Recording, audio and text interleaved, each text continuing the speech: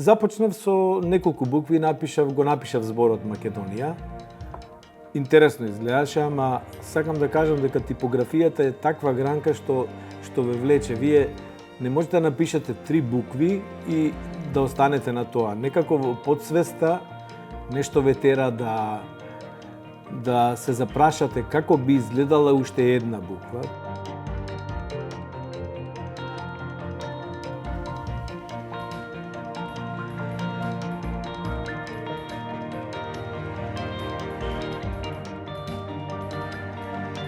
Глаголицата беше зачмаена, заспана, запоставена. Можеби не можам да го најдам вистинскиот збор за да ја кажам состојбата на глаголицата, со ретки исклучоци кога се истражуваше во некои научни проекти од страна на стручни лица кои анализираа нејзината символика, кои анализираа глаголицата за да го одоловат и да го објаснат нејзиното значење.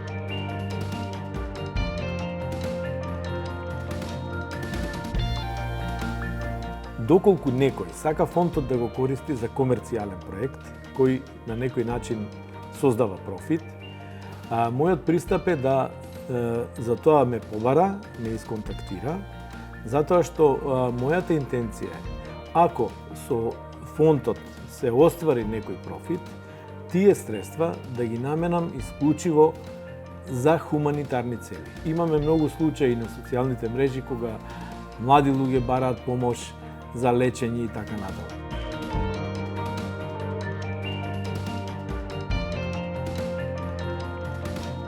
За разлика од оригиналната глаголица, направив една отстапка свесно. Сите букви се со иста висина.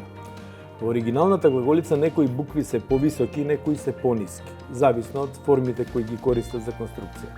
Меѓутоа овде јас отстапив од тоа правило, сакав да го наметнам мојот пристап кон креирањето на глаголицата. Секако треба да има нешто оригинално во она што го работите. Ги искористи формите, начинот на формирање како извор.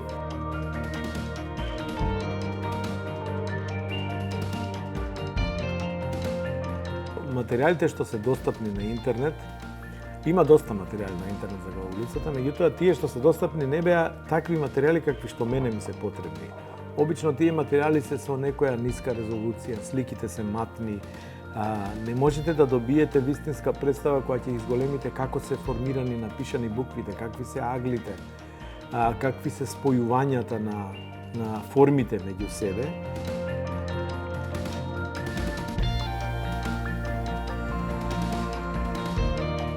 Што е многу логично, затоа што е настанато во период кога христијанството е, во подем и творците на глаголицата Кирил и Методи ја пропагираат оваа религија на териториите каде што имале можност тоа да го прават, да учат, да направат школи, да создадат ученици кои го следат нивното учење.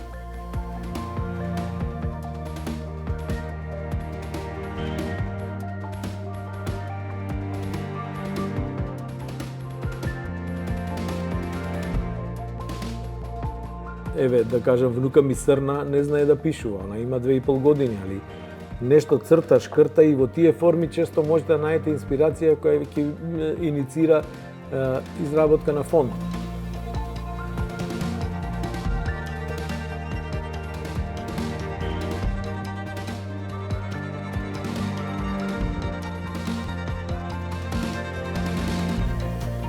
Целта ми е фонтовите што ги работам, на крај, која ќе ме нема, сакам да останат како културно наследство.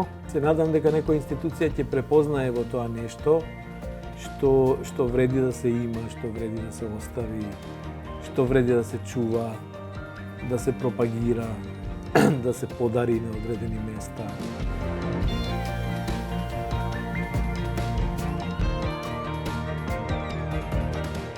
Пример, во нашата кирилица имаме букви кои ги нема во ниедна друга кирилица во светот. Зошто тоа да го прескокнуваме или па зошто тоа да го негираме и да пишуваме со некоја друга кирилица која не ги содржи тие букви. На тој начин го штитиме јазикот, си ја штитиме културата, си ја штитиме писменоста и покажуваме дека ние сме народ и нација кои имаат една изградена култура, една изградена писменост со која треба да се гордееме и секогаш да ја пропагираме во светот како нешто што е многу вредно, што го почитуваме и кое сакаме да го споделиме со сите останати народи.